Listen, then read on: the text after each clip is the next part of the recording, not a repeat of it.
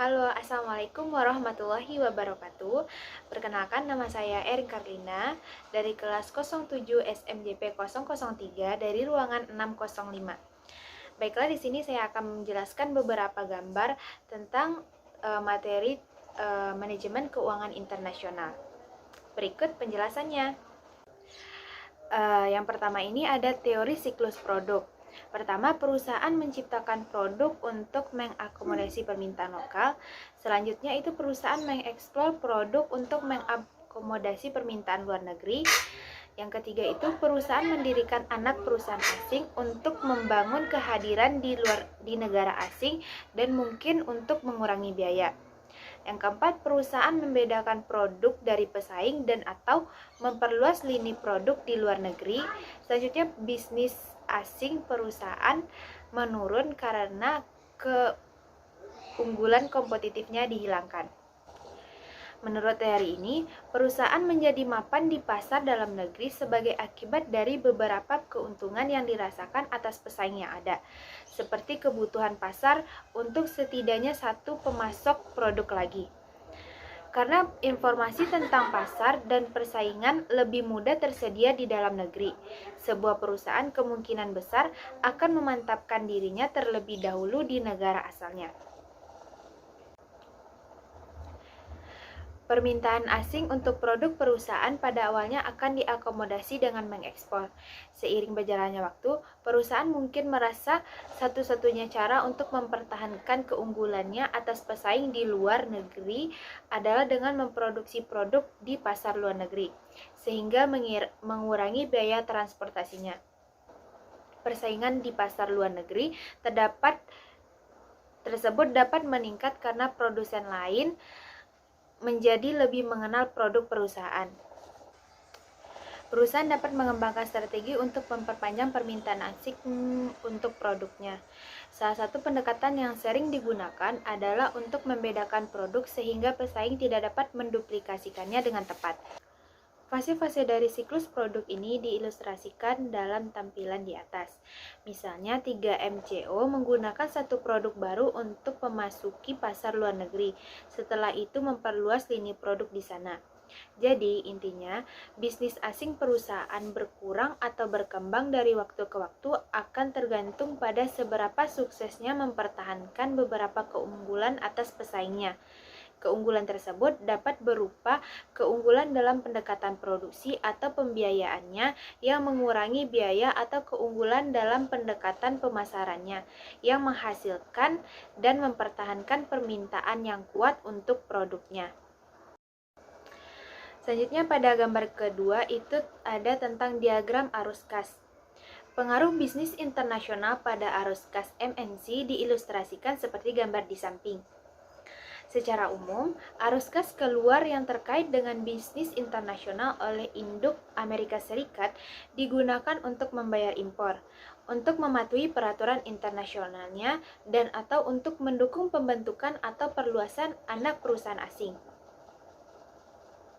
Pada saat yang sama, MNC menerima arus kas dalam bentuk pembayaran untuk ekspornya. Biaya yang untuk layanan yang diberikannya dalam pengaturan internasional dan mengirimkan dana dari anak perusahaan asing. Diagram pertama dalam pameran ini menggambarkan kasus MNC yang bergerak dalam perdagangan internasional. Oleh karena itu, arus kas internasionalnya dihasilkan baik dari membayar pasokan impor atau dari menerima pembayaran sebagai ganti produk yang diekspornya. Diagram kedua menggambarkan MNC yang terlibat dalam beberapa pengaturan internasional yang dapat mencakup lisensi internasional, waralaba, dan usaha patungan. Setiap pengaturan tersebut mungkin memerlukan arus kas keluar dari MNC di luar negeri untuk menutupi. Misalnya, biaya yang terkait dengan transfer teknologi atau pendanaan sebagai investasi dalam waralaba atau usaha patungan.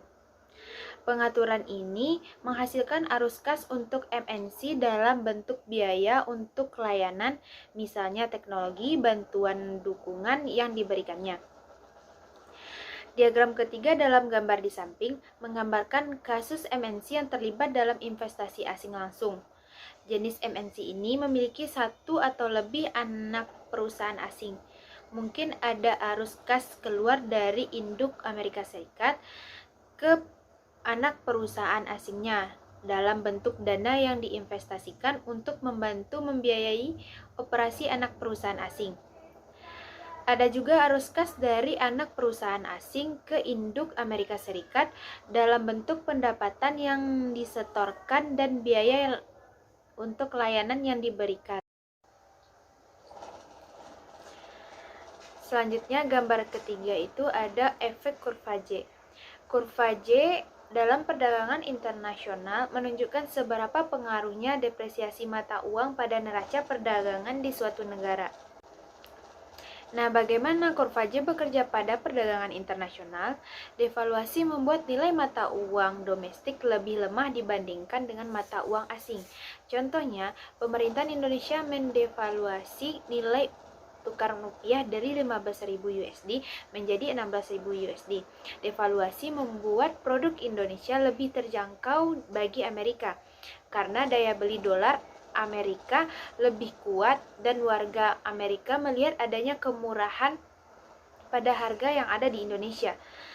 Dan begitu pula sebaliknya, devaluasi membuat harga produk Amerika lebih mahal bagi pembeli Indonesia. Pada mulanya, defisit perdagangan Indonesia akan memburuk setelah devaluasi karena pengaruh kenaikan harga produk impor lebih signifikan dibandingkan dengan penurunan volume impor. Demikian pula dengan penurunan harga produk ekspor, tidak serta-merta mendorong volume secara lebih signifikan. Defisit perdagangan yang melebar bersifat sementara karena devaluasi pada akhirnya mempengaruhi volume ekspor dan volume impor secara lebih signifikan. Seperti halnya konsep elastisitas, permintaan yang bersifat inelastis dapat dalam jangka pendek akan lebih elastis dalam jangka panjang.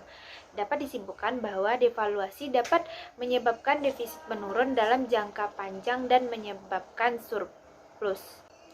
Nah, selanjutnya mengapa kurva J penting untuk dilakukan di suatu negara?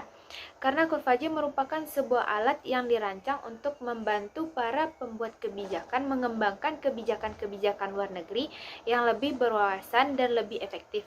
Sehingga kurva J tersebut akan menunjukkan tingkat kestabilan suatu negara serta ancaman-ancaman yang membuat suatu negara itu mengalami ketidakstabilan. Kondisi negara-negara di dunia tentunya sangat berbeda antara satu dengan yang lainnya. Ada negara tertutup sama sekali dari pengaruh luar tetapi stabil. Ada juga negara yang tertutup tetapi tidak stabil sehingga mengalami konflik yang berkepanjangan, bahkan punah dalam sejarah.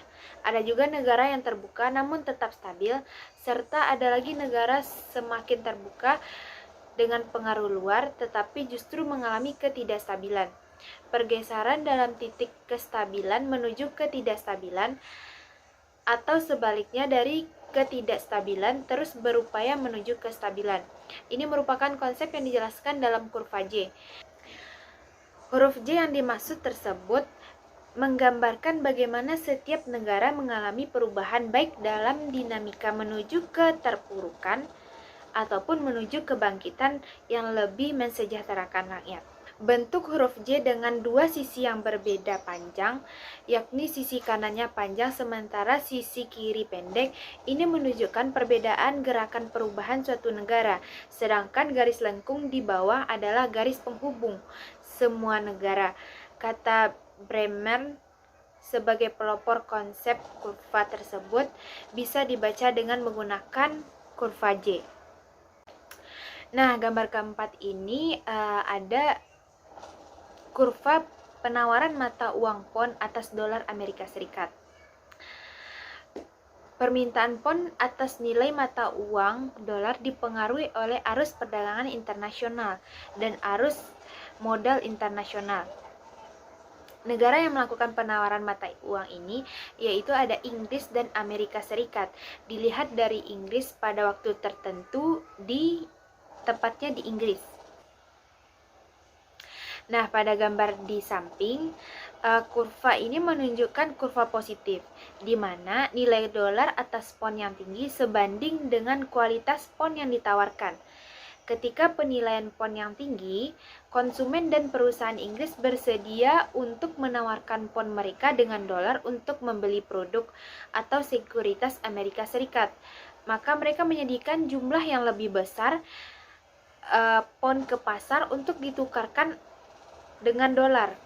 Sebaliknya, ketika penilaian pound rendah, penawaran pound untuk dijual atau ditukar dengan dolar yang lebih kecil mencerminkan dari keinginan Inggris yang lebih kecil untuk mendapatkan barang-barang Amerika Serikat. Nah, terakhir pada gambar kelima ini yaitu tentang bagan perbandingan teori ERP, Interest Rate Parity, EFE, International Fisher Effect, dan PPP, Purchasing Power Parity. Teori ini dihubungkan dengan 4 hal, yaitu perbedaan tingkat suku bunga, diskon atau premi forward, perbedaan tingkat inflasi, dan ekspektasi nilai tukar, di mana mereka dihubungkan dengan garis dua arah, yaitu artinya keduanya saling mempengaruhi. Dari gambar di samping, yang pertama itu dari kotak hijau ke kanan, ERP, terus Fisher Effect, selanjutnya ada PPP, dan selanjutnya ada EFP. Yang pertama, hubungan antara perbedaan tingkat suku bunga antar dua negara dengan forward rate menciptakan teori interest rate parity. Hubungkan antara perbedaan tingkat suku bunga antar dua negara dengan perbedaan tingkat inflasi antara dua negara menciptakan Fisher Effect.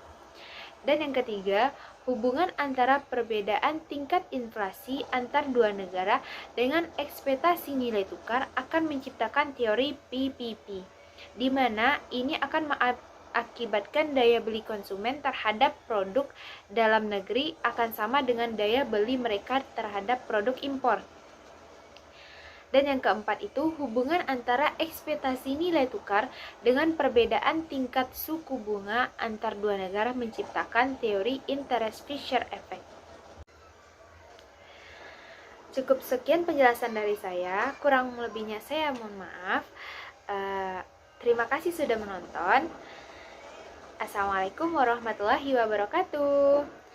Sampai jumpa di video saya selanjutnya. Dadah.